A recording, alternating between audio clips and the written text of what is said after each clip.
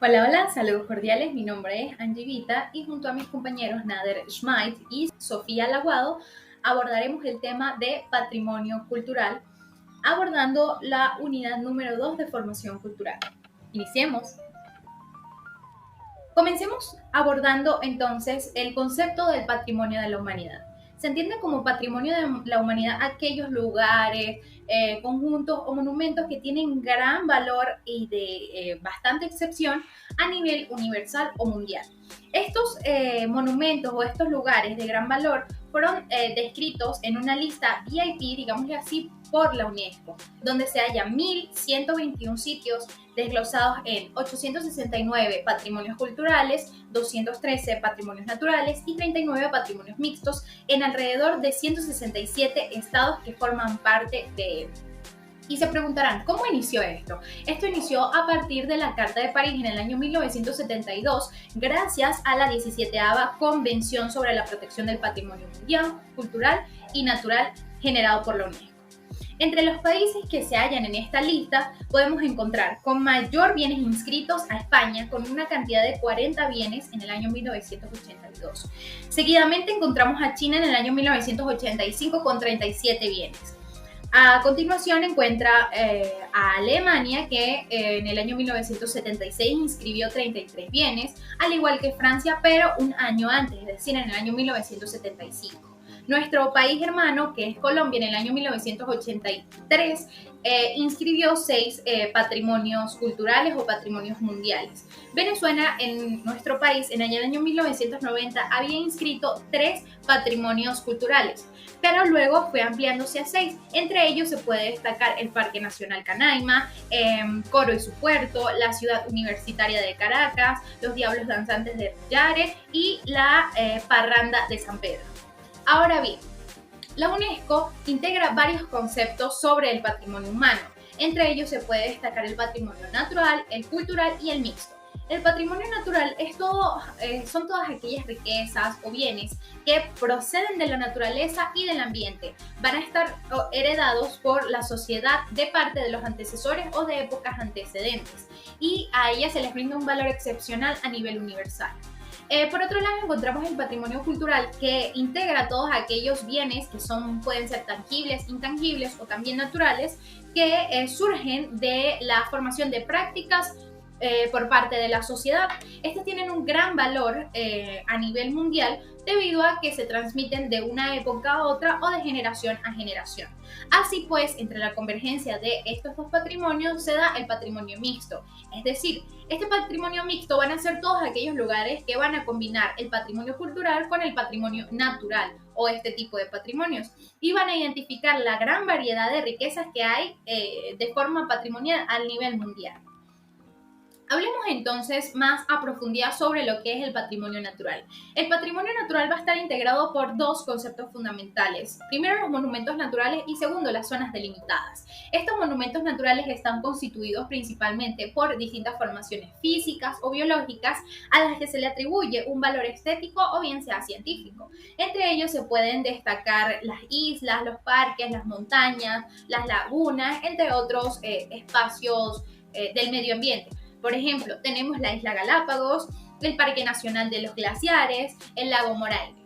En otro orden de ideas encontramos también las zonas delimitadas. Estas van a constituir el hábitat de distintas especies animales o también especies vegetales que están en peligro de extinción o que probablemente estén amenazadas. Por ejemplo, encontramos parques y zonas restringidas de la naturaleza. Entre ellos, el Parque Nacional Canaima en nuestro país y la Cuenca del Congo en África.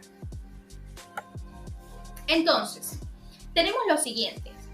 La UNESCO contempla distintos conceptos. Entre ellos podemos mencionar paisajes y cultura, la cultura y el ambiente y la memoria histórica.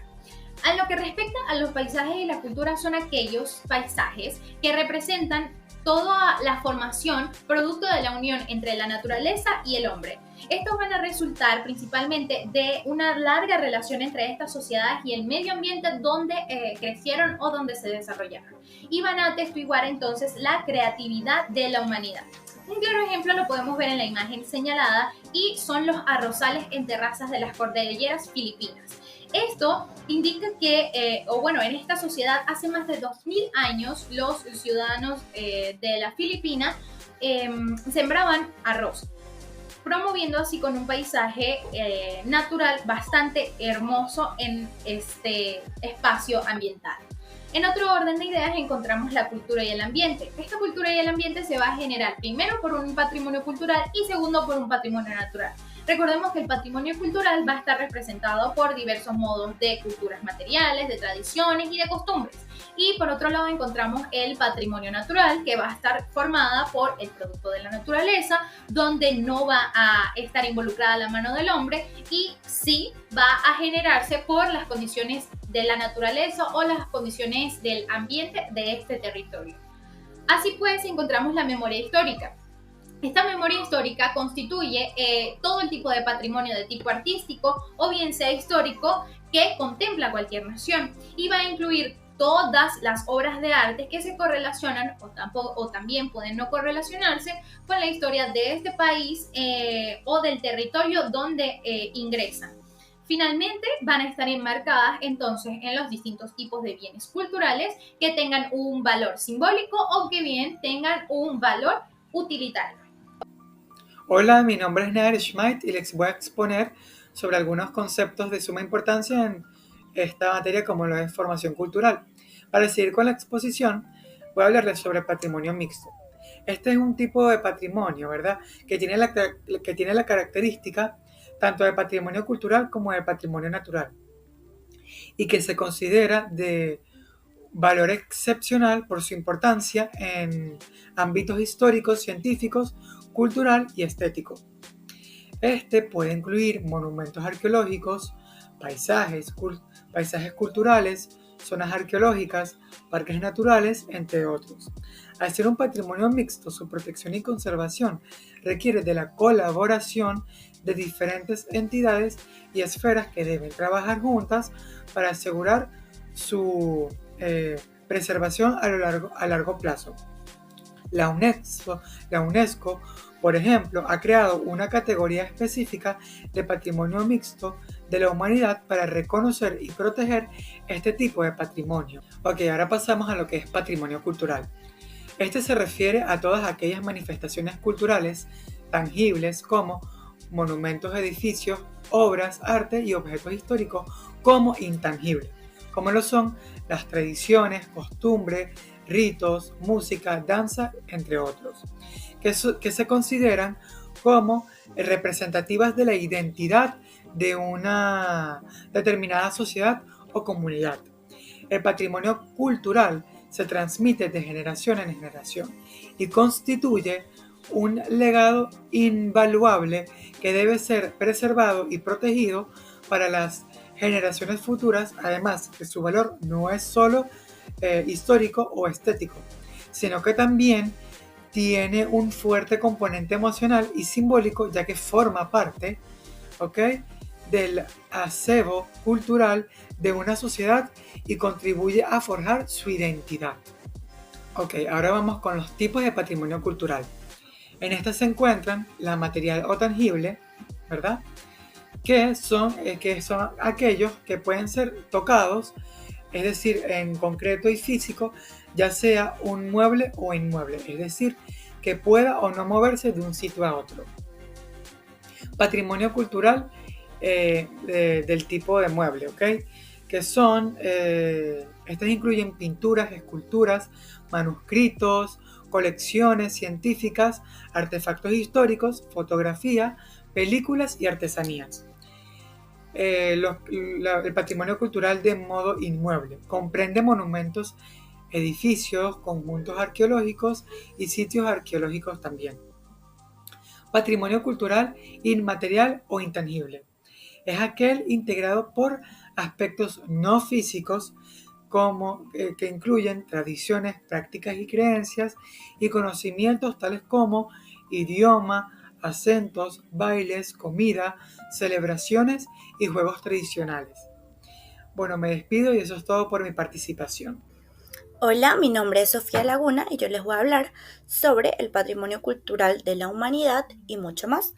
La UNESCO, es decir, la Organización de las Naciones Unidas para la Educación, la Ciencia y la Cultura, es la encargada del nombramiento como patrimonio mundial de aquellos sitios que poseen un valor universal excepcional, y el disfrute de estos y su protección y cuidado pasa a ser reconocidos por todos los pueblos del mundo, independientemente del territorio en el que estén localizados. Existen 1.154 bienes declarados Patrimonio Universal, distribuidos en 167 países, donde 897 son culturales, 218 son naturales y 39 son mixtos. Patrimonio Cultural Nacional. El 28 de marzo se celebra en Venezuela el Día del Patrimonio Cultural en homenaje a Francisco de Miranda. Los patrimonios de la humanidad ubicados en Venezuela son Coro y su puerto, la ciudad universitaria de Caracas, el Parque Nacional Canaima, donde bien sabemos se encuentra el maravilloso Salto Ángel. También existen patrimonios inmateriales que están inscritos en la lista de la UNESCO, y estos son los Diablos Danzantes de Yare en la fiesta del Corpus Christi, la Parranda de San Pedro de Guarenas y Guatire, los conocimientos y tecnologías relacionados con el cultivo y el procesamiento de la curagua, y el Carnaval del Callao y el culto a San Juan Bautista. Patrimonios culturales estadales. Algunos de los patrimonios culturales en Venezuela, según su estado, son el Parque Nacional El Ávila en Caracas, el Parque Nacional Canaima en Bolívar, la tradición de la palma bendita en Nueva Esparta, el Parque Nacional de los Roques en Dependencias Federales, Museo de Ciencia y Tecnología en Mérida, el Museo de Bellas Artes en Caracas, el Parque Nacional Morrocoy en Amazonas, el Parque Nacional Yurubí en Yaracuy, pero por supuesto existen muchísimos más en cada estado de nuestra nación. Patrimonios culturales municipales. Por ejemplo, en el municipio Libertador de Mérida, algunos patrimonios culturales son el monumento a Humboldt, la iglesia Nuestra Señora del Espejo, el monumento de Francisco de Miranda, y otro ejemplo de patrimonios culturales, pero en el municipio Libertador de Caracas, son la ciudad universitaria ubicada en la UCB, el Arco de la Federación, el Poliedro de Caracas, entre muchos más. Lo mismo en la mayoría de los municipios de los diferentes estados del país. Memoria histórica. La memoria histórica es un recuerdo colectivo, una evocación hacia el presente, del valor simbólico de la historia vivida por un pueblo.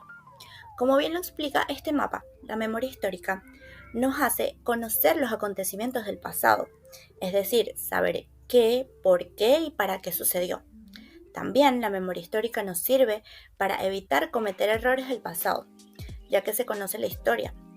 La memoria histórica también se interpreta desde el estudio de los hechos sociales cercanos, por ejemplo, conocer la historia política de algún país vecino.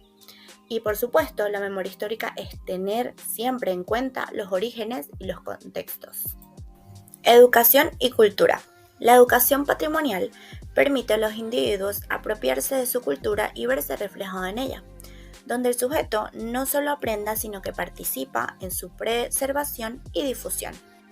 La educación patrimonial tiene como objeto de estudio diseñar estrategias y recursos educativos dirigidos a las personas que conviven con el patrimonio cultural, centrándose en la participación de la gente y no únicamente en conocer los bienes.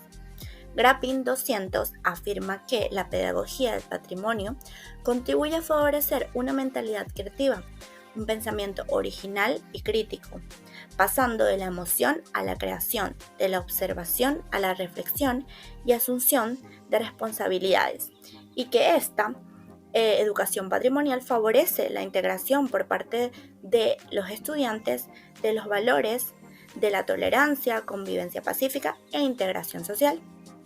En el caso de Venezuela, se busca implementar cada vez más en la educación patrimonial, ajustándolo al diseño curricular en todos los niveles de educación.